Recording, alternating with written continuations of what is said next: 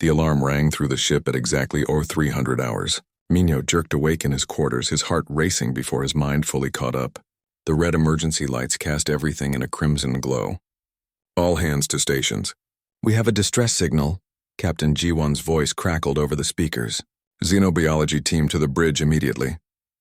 Minho pulled on his uniform and ran through the corridors of the Horizon's Promise. Other crew members rushed past him, each heading to their assigned posts. He reached the bridge in under 3 minutes. Ji-won stood at the main console, her face tight with concentration.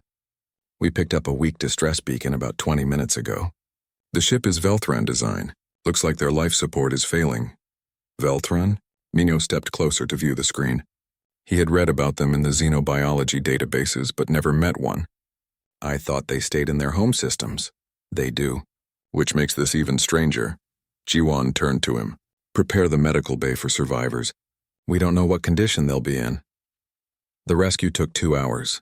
The Velthran ship was badly damaged, leaking atmosphere and drifting without power. The rescue team brought back 2 survivors in sealed emergency pods. Both were unconscious but alive. Minho stood in the medical bay as Dayun, the medical officer, ran preliminary scans. The pods opened with a hiss of pressurized air. Inside lay 2 aliens unlike anything Minho had seen in person before. They were humanoid in shape, with pale purple skin that seemed to shimmer slightly under the lights. Delicate features, almost fragile looking. The female was smaller, her breathing shallow but steady. The male was larger, his face twisted in pain even while unconscious. Scans are showing something unusual, Dayun said, her voice concerned. She pulled up the results on the holoscreen.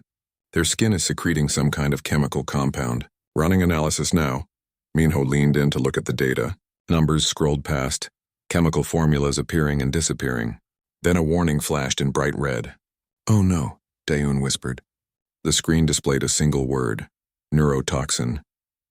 It's a defense mechanism, Minho said, reading the detailed analysis. Their bodies produce it naturally through their skin. Contact causes immediate cellular breakdown in most species. Lethal in seconds. Dayun immediately stepped back from the pods. We need containment now. They worked quickly. The 2 Velthrans were moved to isolated medical rooms with force field barriers. Everything they touched had to be handled with remote drones. Minho watched through the transparent walls as the medical team worked, feeling a strange sadness settle in his chest. The male Velthran woke first.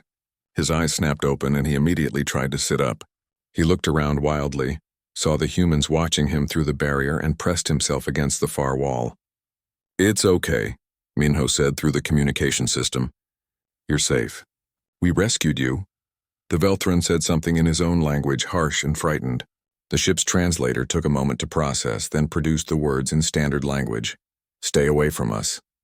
Don't come near. We are dangerous. We know about the toxin, Minho said gently. You're in a contained area. You can't hurt anyone here. The Velthran looked at him with eyes that seemed too old, too tired. You should have left us in space. It would be better for everyone. Before Minho could respond, the female Velthran stirred in the next room. Her eyes opened slowly, taking in her surroundings. When she saw the humans watching, she didn't press against the wall. Instead, she seemed to fold in on herself, making herself as small as possible. My name is Minho, he said to her through the comm.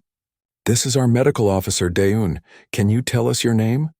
The female looked at him for a long moment. Her eyes were a deep violet color, beautiful and infinitely sad.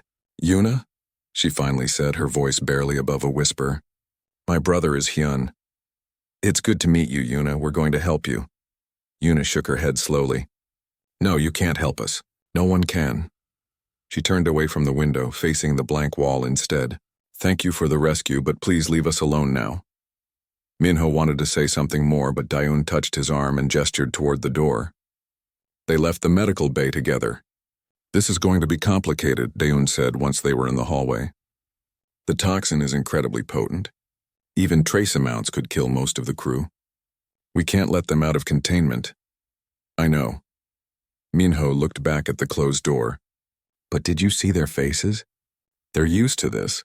They expect to be isolated. They're isolated for good reason. That toxin doesn't discriminate. Over the next few days, Minho found himself spending more and more time near the medical bay. He told himself it was professional curiosity, a chance to study a species he had only read about. But truthfully, he couldn't stop thinking about the look in Yuna's eyes. Hyun remained hostile and protective. He barely spoke except to demand information about where they were going. But Yuna was different. She sat in her room quiet and still like a statue. Minho started bringing his work to the observation window outside her room. He would sit and review data, occasionally looking up to see if she had moved. Usually she hadn't. On the third day, he noticed she hadn't touched the food that the drones delivered. The meal sat on the table, untouched and cold. "Yuna," he said through the comm, "you need to eat." She didn't look at him. "I don't deserve your kindness." "What? You should have left us to die." Her voice was flat, empty of emotion. "It would have been easier. For you and for us." Minho felt something twist in his chest. "Don't say that. Why not?" "It's true.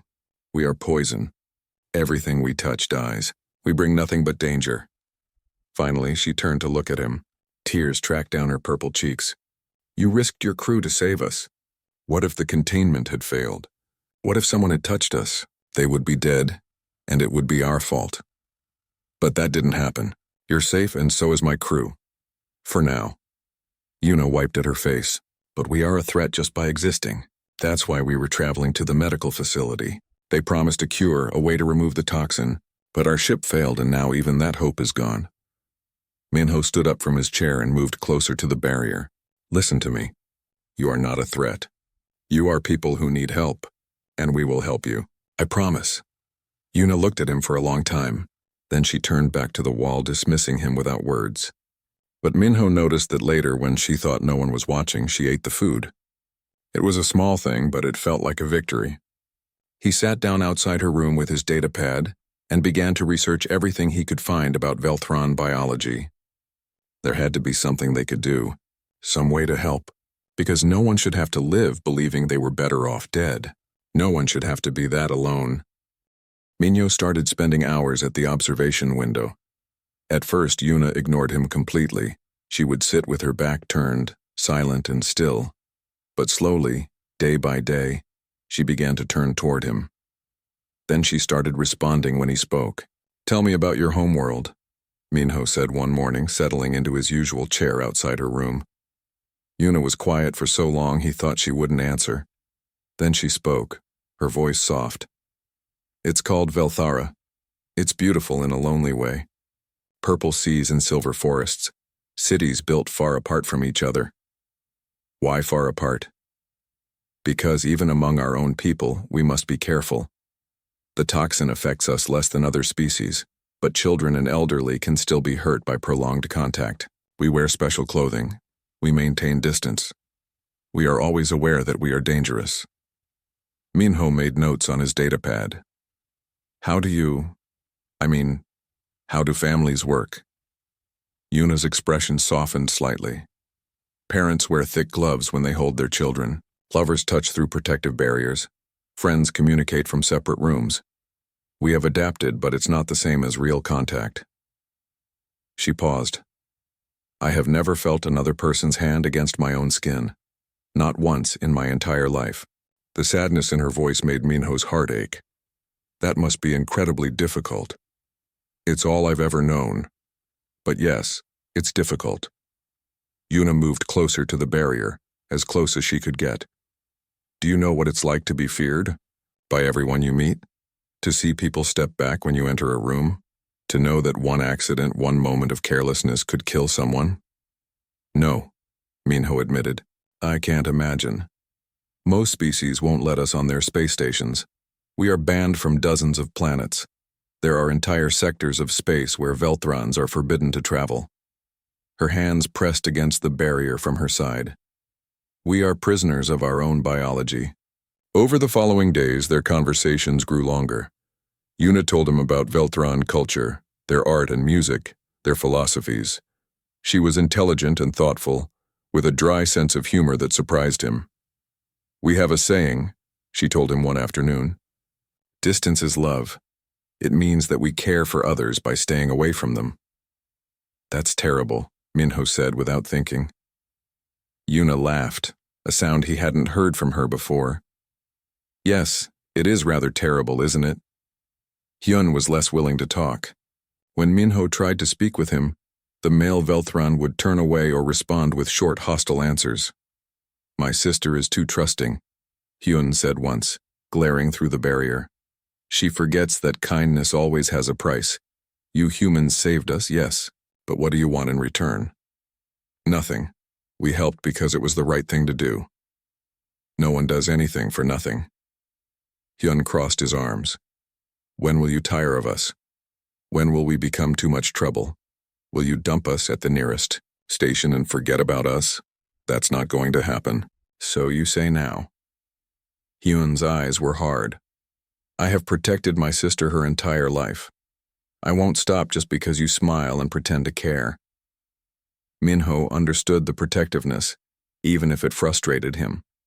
Hyun had probably spent years watching his sister suffer from isolation. Trust wouldn't come easily. One evening, Minho shared some human history with Yuna. He pulled up files on his datapad and projected them onto the screen between them. "Centuries ago, when humans first went to space, other species were afraid of us," he explained. "We carried bacteria and viruses that didn't affect us but could devastate other populations. There were quarantines, restrictions, bans." Yuna leaned forward, interested. "What happened?"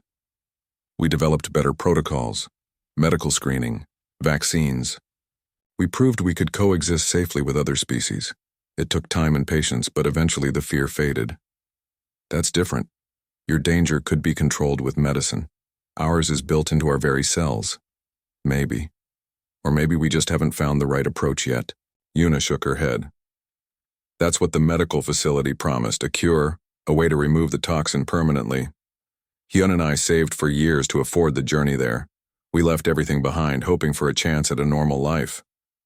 "What happened?" "To your ship? A power coupling failed during a jump. We lost most of our systems, if you hadn't found us." She trailed off, not needing to finish the sentence. Minho made a decision. "Tell me about this medical facility. Where was it located?" Yuna gave him the coordinates and what information she had. After their conversation ended, Minho took the data to Ji-won. The captain listened to his request, then ran a search through the galactic networks.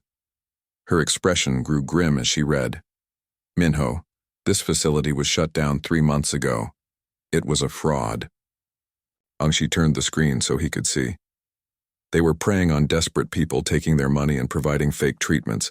Several patients died. The operators were arrested." Minho felt cold. "Does Yuna know?" "I don't think so. The news might not have reached Velthara yet. I have to tell her." "Are you sure? This will devastate her. She deserves the truth." Walking back to the medical bay felt like moving through mud. Each step was harder than the last. When he reached Yuna's room, she was sitting by the window, looking out at the stars. "Yuna, I need to tell you something about the medical facility." She turned to him, and somehow she already knew. Her face fell. "It wasn't real, was it?" "No, I'm sorry. It was a scam." Yuna stood very still for a moment. Then she laughed, a broken sound that was more sob than humor. "Of course it was, of course." She pressed her hands to her face. "We gave up everything. We spent all our savings. We left our home, and for what? For nothing." "Yuna, no." She spun to face him, tears streaming down her face. "Do you understand? That was our hope. Our one chance. And it was all a lie." She sank to the floor, her body shaking with sobs. "There is no cure. There never will be. We will always be poison. Always alone." Minho placed his hand against the barrier, wishing desperately he could reach through it. "You're not alone right now." "Yes, I am. You're on one side of this wall and I'm on the other. That's the definition of alone." He stayed with her for hours that night. Even after she stopped crying, even after she moved to her bed and lay down with her back to him, he stayed, keeping watch, being present in the only way he could. Captain Ji-won found him there in the early morning hours. "Minho, you need to rest." "I can't leave her like this." Ji-won sat down beside him. "You're getting attached." "I know. That's dangerous." We'll be dropping them at a Velthron station in a few weeks, then they'll go their way and we'll go ours. Minho looked at his friend and captain. What if there was another way? What if we could help them? Help them how? I don't know yet, but there has to be something. He gestured to his datapad, covered in notes and research. I've been studying the toxin. It's incredibly complex, but maybe there's a way to neutralize it, or develop resistance, or you could get yourself killed trying to play hero. Jiwon interrupted. Minho, I understand you care, but some problems don't have solutions. I don't believe that. Jiwon sighed. Just be careful and get some sleep. That's an order. After she left, Minho looked back at Yuna's sleeping form through the barrier. An idea was forming in his mind. It was risky, maybe even reckless, but it might be possible. Humans were adaptable. Their immune systems were remarkably flexible. If he could build up a tolerance slowly, carefully. He pulled up files on human cellular regeneration and began to read. Somewhere in all this data there had to be an answer, because he had meant what he said. Yuna wasn't alone anymore, and he was going to prove it. Minho worked in secret for 3 days. Late at night, when most of the crew slept, he would slip into the xenobiology lab and run tests. His focus was on human cellular response to foreign toxins. The results fascinated him. Human cells showed an unusual resistance to breakdown when exposed to small amounts of the Velthron toxin. Not immunity, but a fighting chance. The cells would damage, yes, but they would also attempt to repair themselves. Given time and repeated exposure, they might adapt. It was a theory. An untested, dangerous theory. He extracted a small skin cell sample from himself and placed it in a culture dish. Then, using a remote manipulator, he introduced a heavily diluted sample of the toxin collected from Yuna's containment filters.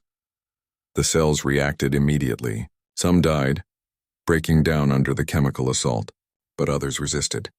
They showed signs of stress but maintained their structure. After 6 hours, some even began to regenerate. Minho stared at the microscope display, his heart pounding. It was working. Not perfectly, but it was working. What are you doing? He jumped, spinning around. Daeun stood in the doorway, her arms crossed and her expression furious. I can explain. You're running unauthorized experiments with a lethal neurotoxin? Daeun strode into the room and looked at his workspace. Her face went pale when she saw what he had done. Are those your own cells? Minho, have you lost your mind? Just listen. No! You listen. Daeun slammed her hand on the counter. That toxin can kill you in seconds. You're playing with samples of it in an open lab, exposing your own tissue to it. Do you understand how reckless this is? I'm being careful. Look at the results. He pulled up the data on the screen. Human cells show resistance. Not immunity, but resistance. With controlled exposure, we might be able to build up a tolerance. Daeun looked at the data, her anger warring with scientific curiosity. Might. Maybe. Possibly. These are not certainties, Minho. These are risks. Calculated risks. No. Reckless risks. She turned to face him fully. Why are you doing this? And don't tell me it's purely scientific curiosity. Minho hesitated, then admitted the truth. Because Yuna deserves better than spending her entire life behind barriers. Because no one should have to be that isolated. Because I think we can help. You can't save everyone. Maybe not. But I can try to save her. Daeun's expression softened slightly, but she remained firm. And what happens when you kill yourself in the process? How does that help anyone? I'm not going to kill myself. I'm being careful. Careful? Daeun gestured at the lab setup. You're experimenting on yourself without medical supervision, without proper safety protocols, without even telling anyone what you're doing. That's not careful, that's suicidal. They argued for another 20 minutes. Voices raised, frustration spilled out. Neither would back down from their position. What neither of them realized was that the communication system in the lab was still active. And it was connected to the medical bay network. Yuna heard everything. She sat in her room, listening to them fight about her because of her. The human was risking his life trying to find a way to touch her. The thought filled her with so many emotions she couldn't name them all. Hope, fear, guilt, wonder. When the argument ended and the comm went silent, Yuna found herself crying again. But these were different tears than before. The next morning, Minho returned to his usual spot outside Yuna's room. He had dark circles under his eyes from lack of sleep, and his hands were shaking slightly from too much caffeine. Yuna was waiting for him. She sat close to the barrier, her violet eyes fixed on him as he entered. "I heard your argument with the medical officer," she said without preamble. Minho froze. "You did?" "The comm system. It was connected." She pressed her hand against the barrier. "Minho, you can't do this. You can't risk yourself for me. It's my choice to make." "No, it isn't." Her voice was sharp, almost angry. "Don't you understand? If something happens to you because of me, I couldn't bear it. I already carry enough guilt for simply existing. Don't add your death to that burden. I'm not going to die. You don't know that. The toxin is unpredictable. What works in a culture dish might not work in a living body." She stood up, agitated. "Please, just stop. Accept that some things can't be fixed." Minho stood as well, moving closer to the barrier. "I don't accept that. There has to be a way." "Why?" Yuna's voice cracked. "Why does this matter so much to you? You barely know me. Because you matter. Because what you're going through isn't fair. Because I think you're brave and kind and you deserve better than this." He placed his hand on the barrier, mirroring her gesture from the other side. "And because I care about you." Yuna stared at him, her eyes wide. "You shouldn't." Too late. They stood like that for a long moment, hands separated by the force field. Two people from different worlds reaching for connection. "I care about you too," Yuna finally whispered. "Which is exactly why you need to stop. Please, Minho. I can't be responsible for your death." He wanted to argue more, but he could see the genuine fear in her eyes. So he nodded, even though he had no intention of stopping his research. He would just be more careful about keeping it secret. Over the next few days, Minho continued his work, but with more caution. He ran his experiments during off hours and made sure to double-check that all communication systems were disabled. He also started something new, microdosing himself with synthesized compounds similar to the Velthran toxin. He would apply tiny amounts to small patches of skin, monitoring the reaction. The first few times he developed painful rashes that took hours to heal. But gradually his body's response improved. The reactions became less severe.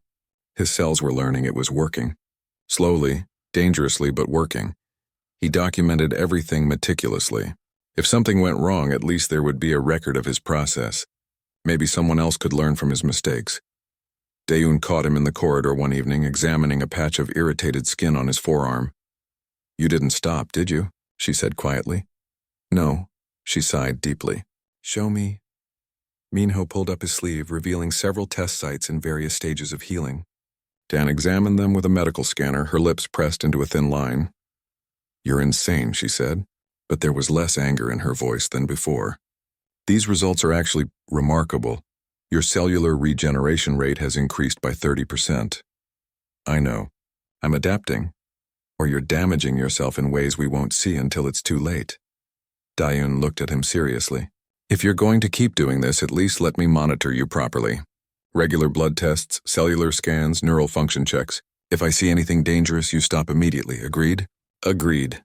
I must be as crazy as you are," Daeun muttered. But she scheduled his first official medical checkup for the next day. That night, Minho sat with Yuna as usual. They talked about small things.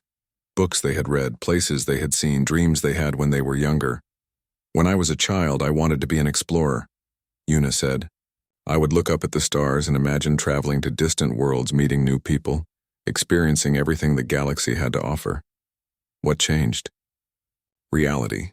The first time we tried to visit another planet, we were turned away at the station. Too dangerous, they said. Too much risk. I learned that exploration wasn't for people like me." She smiled sadly. "So I became a researcher instead. I could study the galaxy from a distance even if I could never touch it." "Maybe one day you will," Minho said. "Explore, I mean. Really travel. That's a beautiful dream. But dreams and reality are very different things." "Sometimes," Minho agreed. "But sometimes people make dreams into reality. They just have to be willing to take risks." Yuna looked at him knowingly. "You're still doing it, aren't you?" "The experiments," he didn't deny it. "Yes. You're impossibly stubborn, so I've been told." She laughed softly, shaking her head. "If you're determined to do this foolish thing, at least promise me you'll be careful." Promise me you'll stop if it becomes too dangerous." I promise. It was a promise he hoped he could keep. But as he looked at Yuna through the barrier, at the hope and fear mixed in her expression, he knew he would do whatever it took, because some people were worth the risk. And Yuna was definitely one of them. The emergency alarm screamed through the ship at 0200 hours. Minho bolted upright in his bed, his training kicking in before his mind fully woke. Red lights flashed in his quarters. "All hands, emergency stations." Jiwan's voice came over the speakers, tense but controlled. "We've entered an unstable spatial anomaly. Engineering needs everyone available for emergency repairs." Minho dressed quickly and rushed to his assigned station. The ship shuddered around him, groaning under stress. Through the windows, space itself looked wrong, twisted and distorted by forces he couldn't fully understand. The next 3 hours were chaos. Systems failed faster than they could fix them. Power conduits overloaded. The hull took minor damage from debris caught in the anomaly's gravity wells. Every crew member worked desperately to keep the ship intact. Minho found himself running power cables through maintenance tunnels, his hands raw and his body exhausted. Around him, other crew members called out status reports, warnings, requests for help. Slowly, painfully, they brought the ship back under control. The anomaly released them and they limped into clear space. Jiwan ordered a full damage assessment. Minho was checking a power junction near the medical bay when Daeun's voice cut through the comm system. "Minho, medical bay now." The urgency in her voice sent ice through his veins. He ran. He reached the medical bay to find Daeun at a control panel, her face pale. "The containment fields. They're fluctuating. The power surge damaged the stabilizers." Minho looked through the observation window. In her room, Yuna stood pressed against the far wall. The air around her shimmered strangely, the force field flickering in and out of existence. "How long until we can stabilize it?" Minho asked. "At least 20 minutes. Maybe more." Daeun's hands flew over the controls. "I've locked down the medical bay. No one in or out until the fields are secure." She's terrified. Minho could see Yuna's body shaking, her eyes wide with fear. She should be. If that field fails completely, the toxin will spread through the ventilation system. "We'll have to seal this entire section." Minho made a decision. "Open the door." "What?" "Open the door to the medical bay. Let me in. Are you insane? If the field fails while you're in there, then I'll deal with it." "But she shouldn't be alone right now." Daeun stared at him. "This is exactly what I was afraid of. You've lost all perspective." "Maybe, but I'm going in there anyway. You can argue with me or you can open the door." After a long moment, Daeun cursed under her breath and unlocked the medical bay entrance. "You have 20 minutes. If I get the field stabilized before then, stay where you are. If I can't stabilize it, get out immediately." "Understood." Minho entered the medical bay. The force field around Yuna's room was visible now, sparking and flickering like a dying light. Through it, he could see her standing rigid against the wall. "Minho?" Her voice came through the comm, disbelieving. "What are you doing?" "Get out of here!" "I'm staying." "No. If the field fails, you'll die." "Then we'd better hope Daeun fixes it quickly." The field flickered again, more violently this time. Yuna let out a small cry of fear. "Please go." I can't be responsible for killing you." "You won't be. It's my choice to be here." "Your choice is stupid." Despite the situation, Minho smiled. "Probably, but I'm not leaving you alone." They stood like that, watching each other through the unstable barrier. Minho could see tears forming in Yuna's eyes. Not from fear for herself, he realized, but fear for him. "I don't understand you," she said softly. "Why would you risk this?"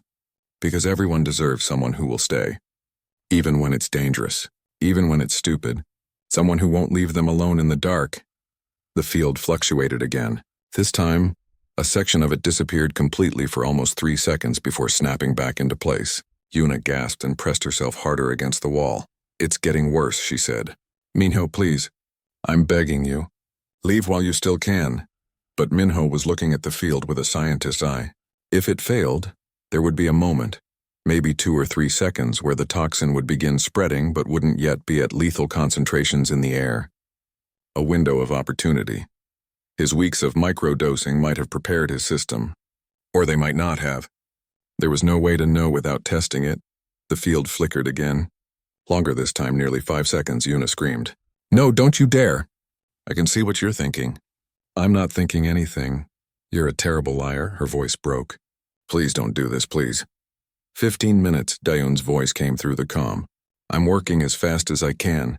The next flicker lasted 10 seconds. The barrier disappeared entirely, leaving nothing but open air between Minho and Yuna. She had nowhere to go. The room was sealed. Even pressed against the far wall, her presence would affect the air around her. Minho saw her face twist with horror and despair. She looked at her own hands like they were weapons.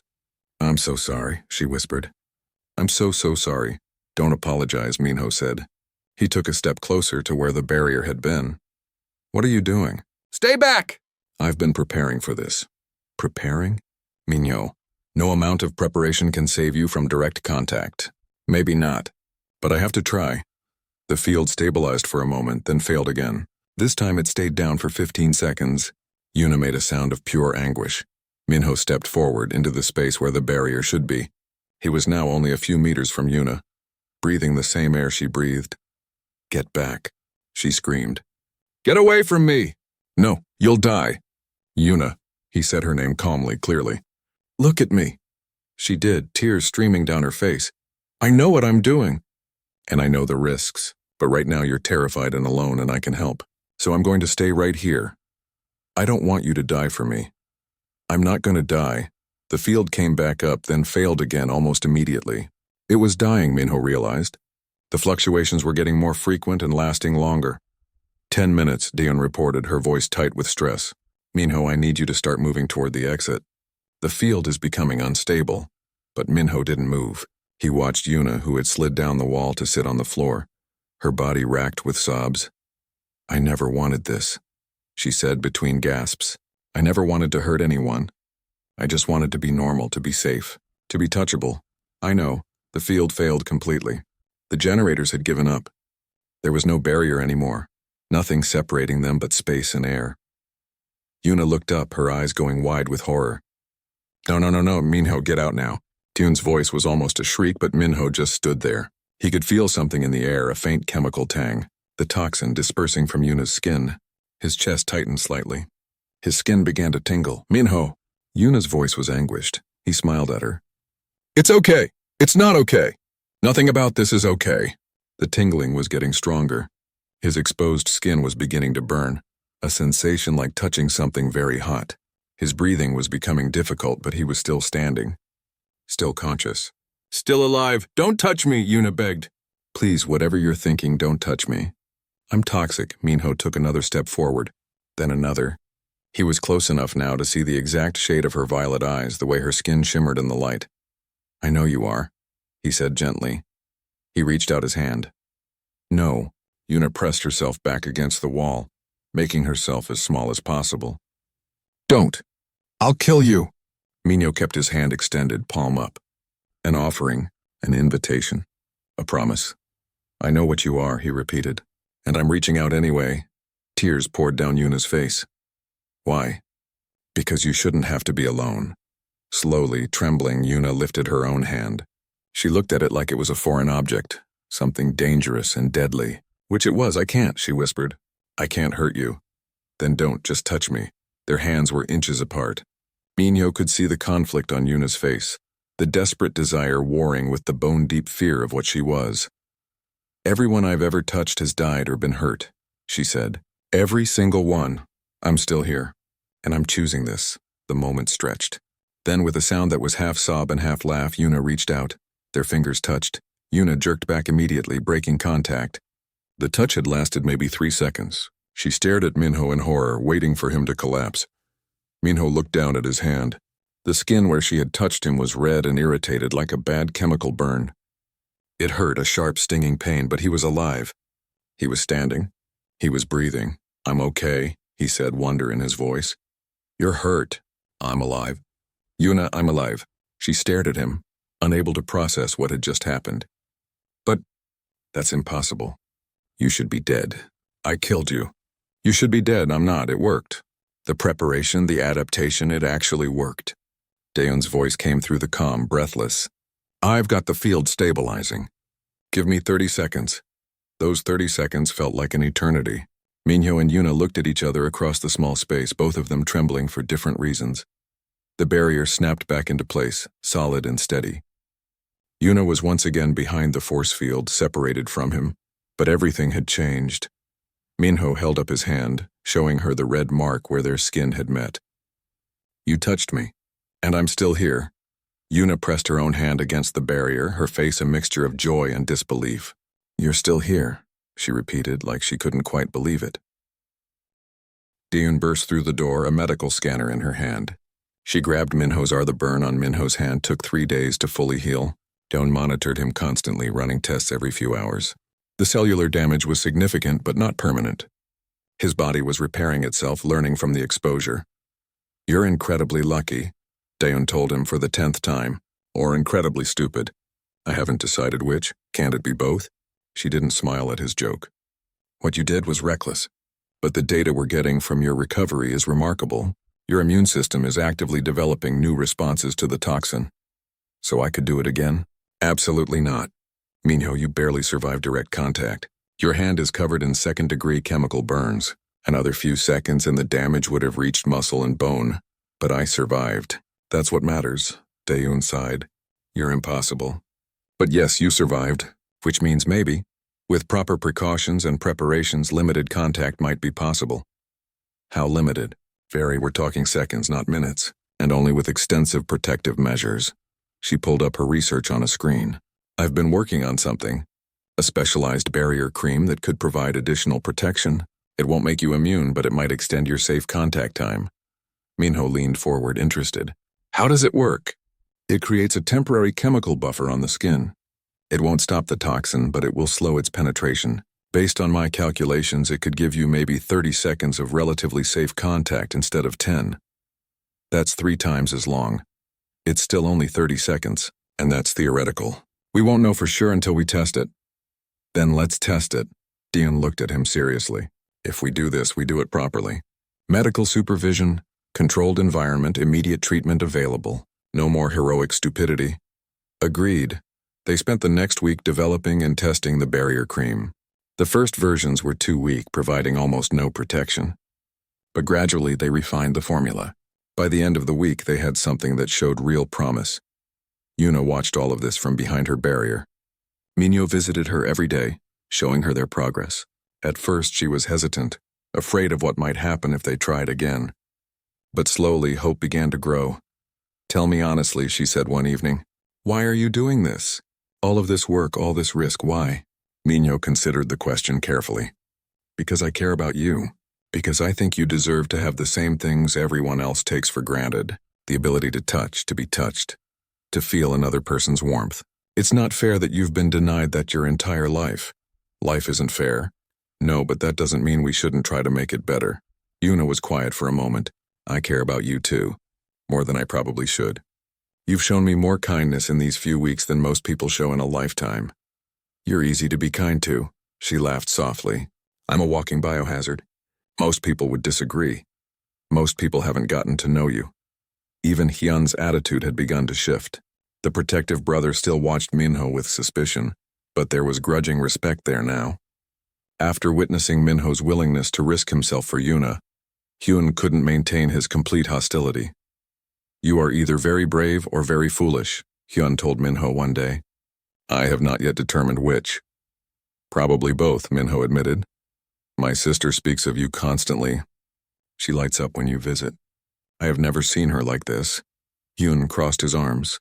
"If you hurt her, brave or foolish won't matter. I will find a way to make you suffer." "Fair enough," Hyun almost smiled. "You humans are strange. You take ridiculous risks for emotional reasons. It makes no logical sense." "Not everything has to make logical sense. Some things are worth doing just because they're right." "Perhaps." Hyun looked through the barrier at his sister, who was reading something on a datapad Minho had given her. She has spent so long believing she was a monster, believing she didn't deserve kindness or connection. You have changed that belief. For that I am grateful, even if your methods are insane. 10 days after the first touch, Dayun declared the barrier cream ready for testing. They set up in the medical bay with full monitoring equipment and emergency protocols. Minho applied the cream to his hands, covering them with a thick layer. The substance was slightly warm, tingling as it bonded with his skin. "This will provide protection for approximately 30 seconds, Dayun explained. After that, the chemical barrier begins to break down. You'll need to break contact immediately when I give the signal. Understood. They had decided to test through specially designed gloves first. Thin material treated with the barrier cream, allowing touch while providing an additional layer of protection. Jiwon stood nearby, watching with concern. I still think this is a terrible idea. Noted, Minho said. Yuna was trembling on her side of the barrier. We don't have to do this. I'm okay with how things are. But we can make them better. Minho pulled on the treated gloves. Are you ready? She nodded slowly. Daeun lowered the barrier in the test chamber, a small adjoining room connected to Yuna's quarters. Yuna stepped through, moving carefully. The gloves Minho wore were designed to match with a pair she now pulled on. They stood facing each other, only a meter apart. No barrier between them for the first time since the emergency. Hello? Minho said softly. Hello, Yuna replied, her voice barely audible. Slowly, carefully, they raised their hands. Through the thin gloves, their palms pressed together. Yuna gasped. Even through the barriers, the sensation of contact was overwhelming. I can feel you, she whispered. I can actually feel your warmth. I can feel you too. They stood like that, hands pressed together, both of them crying. 30 seconds felt both impossibly short and infinitely long. Time, Dayun called out. They separated immediately. Minho's hands showed minor irritation even through the gloves and cream, but nothing serious. The protection had worked. Yuna pulled off her gloves and looked at her own hands in wonder. That was real. That actually happened. It did, she laughed, a sound of pure joy. I touched someone. I mean, really touched someone, and they didn't die. Over the next few weeks, they practiced regularly. Each session was carefully monitored and timed. Slowly, Minho's tolerance improved. 30 seconds became 40, then 50. The barrier cream was refined and improved. They learned to communicate through touch in those brief moments. A squeeze of the hand, a brush of fingers. Small gestures that meant everything to someone who had never experienced them before. Yuna began to change. The sad, resigned woman Minho had first met was transforming into someone more confident, more hopeful. She smiled more. She laughed more. She started making plans for a future beyond mere survival. I've been thinking, she told Minho one day, about what comes next. The ship will eventually need to continue its mission. Hyun and I will need to go somewhere. You could stay, Minho said immediately. Both of you. Join the crew. As what? Permanent passengers behind barriers? As researchers. You're brilliant, Yuna. Your knowledge of xenobiology from a Velthran perspective is unique. And with what we're learning about human-Velthron interaction, there's so much work to be done. You really think your captain would agree to that? I know she would. I already asked her. Yuna stared at him. You what? I asked Jiwon if you and Hyun could join the crew permanently. She said yes, as long as you want to. Yuna seemed at a loss for words. You did that for us? I did that for you, because I want you to stay, because I can't imagine going back to life before I met you.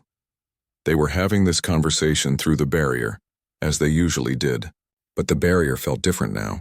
Less like a prison, more like a temporary inconvenience. There's something else I need to tell you, Minho said. Something I've been thinking about. What is it? This thing we're doing, this research, it could help so many others. There are thousands of Velthrons living in isolation across the galaxy. If we can prove that humans can safely interact with your species, it could change everything for your people.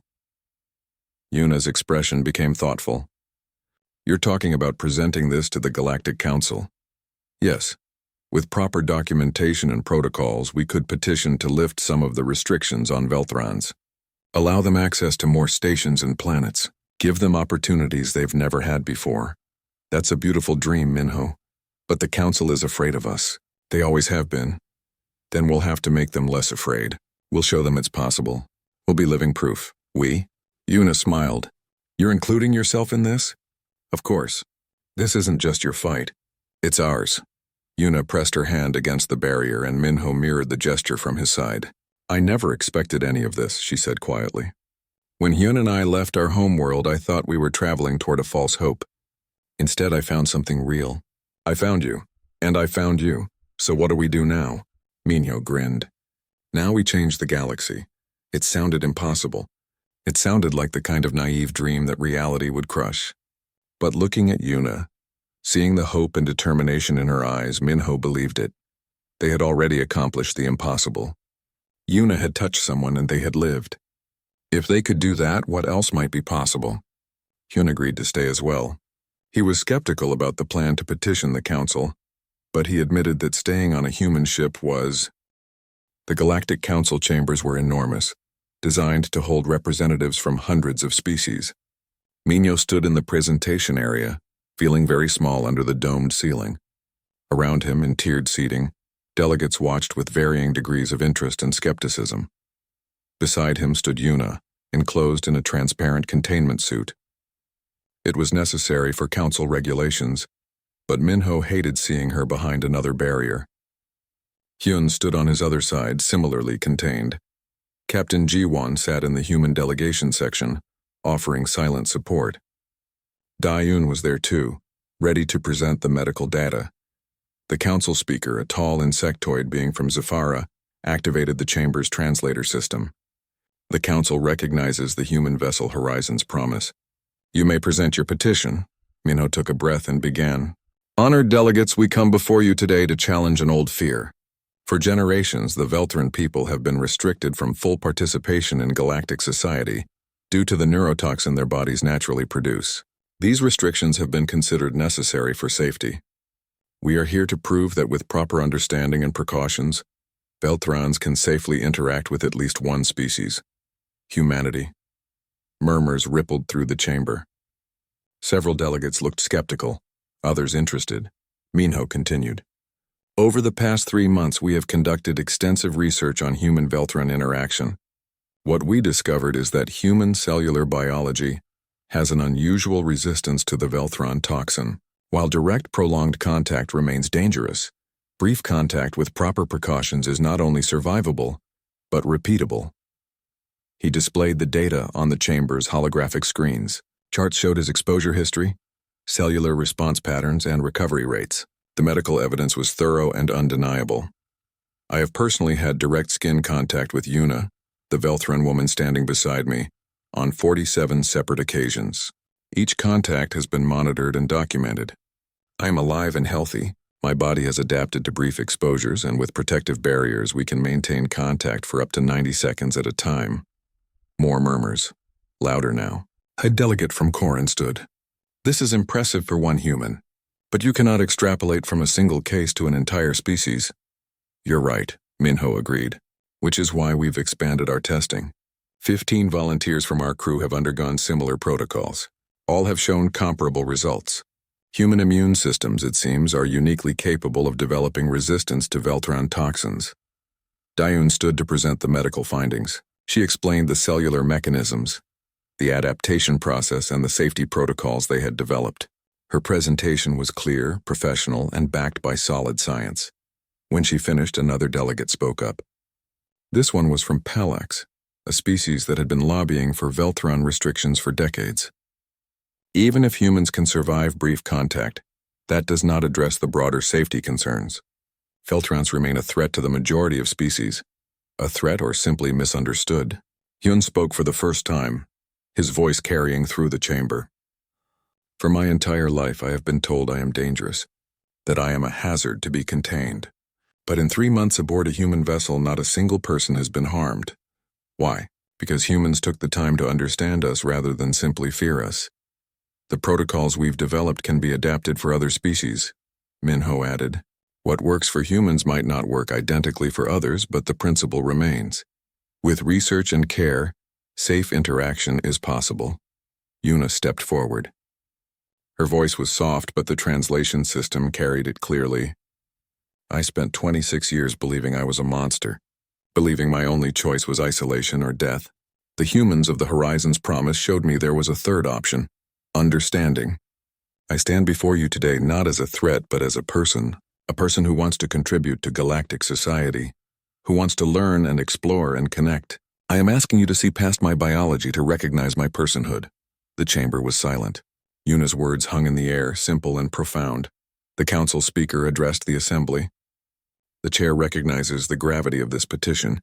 We will hear statements from other delegates before making any decisions. What followed were hours of debate. Some delegates were supportive, inspired by the evidence and moved by Yuna's testimony. Others were resistant, citing centuries of precedent and fear of change. The arguments went back and forth, sometimes heated, sometimes thoughtful. During a recess, Jiwan found Minho in the waiting area. "You did well in there. We presented facts. I don't know if facts are enough to overcome fear. Sometimes they are, sometimes they aren't. But you gave them something to think about." Yuna approached, still in her containment suit. "Whatever happens, thank you for trying." "We're not done yet," Minho said. When the council reconvened, the speaker made an announcement. "After deliberation, the council has decided to authorize a trial program. A joint research station will be established, staffed by humans and Velthrons, to further study safe interaction protocols. If after one standard year, the program proves successful and safe, the council will revisit the restrictions on Velthron travel and station access." It wasn't everything they had hoped for, but it was a start. Minho felt relief wash through him. The council also recognizes that this program will require significant resources and oversight. The speaker continued. "We are asking for volunteers to staff this station. Species willing to participate in this unprecedented cooperation." To Minho's surprise, several delegates raised their hands. Not many, but some. Species curious enough to move past fear, at least experimentally. After the session ended, they gathered in their temporary quarters on the station orbiting the council world. "A year," Hyun said. "1 year to prove we're not monsters. 1 year to change minds," Minho corrected. "That's all we need." Yuna was quiet, processing everything. Finally, she spoke. "When I was a child, I used to dream about standing before the council. In my dreams, I would tell them all the things I wanted to say about how Velthrons were treated, but I never believed it would actually happen. How does reality compare to the dream?" Jiwan asked. "It's harder, and better, and terrifying," Yuna smiled. "But I'm glad we did it. So what now?" Hyun asked. "We build this station and hope it works?"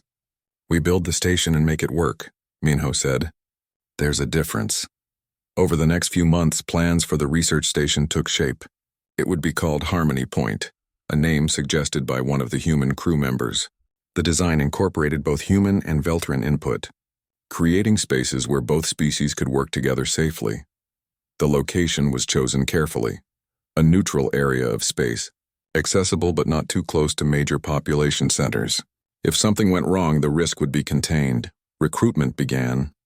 In addition to the original Horizons Promise crew members who volunteered, applications came in from other humans interested in the project. Scientists, medical personnel, engineers, people willing to take a chance on something new. But the most surprising responses came from other Velthrons.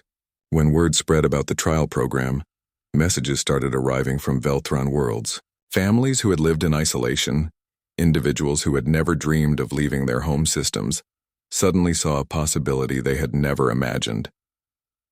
Yuna spent hours reading these messages. Many made her cry. "Listen to this one," she told Minho one evening. "It's from a young Velthron woman named Minji. She writes, 'I am 16 years old. I have never touched my mother without barriers. I have never held hands with a friend. When I heard about what you are doing, I cried for 3 days. Not sad tears, but hope tears. Please don't give up. You are changing the future for all of us.'" Minho read over her shoulder. "We can't give up. Too many people are counting on us now." "That's a lot of pressure." "Yes, it is. But we can handle it. Together." The construction of Harmony Point took 6 months. During that time, Minho and Yuna continued their research and their careful, monitored interactions. Their relationship deepened in ways that would have seemed impossible when they first met. They still couldn't embrace freely, couldn't touch without precautions and time limits. But what they had was real and growing. One evening, alone in the observation deck, they sat on opposite sides of a barrier field, watching the station take shape outside the windows. "Minho," Yuna said quietly, "can I ask you something personal?" "Of course, and what are we?" "I mean, what is this between us?" Minho turned to look at her. "What do you want it to be?" "I don't know. In Velthran culture, romantic relationships are complicated.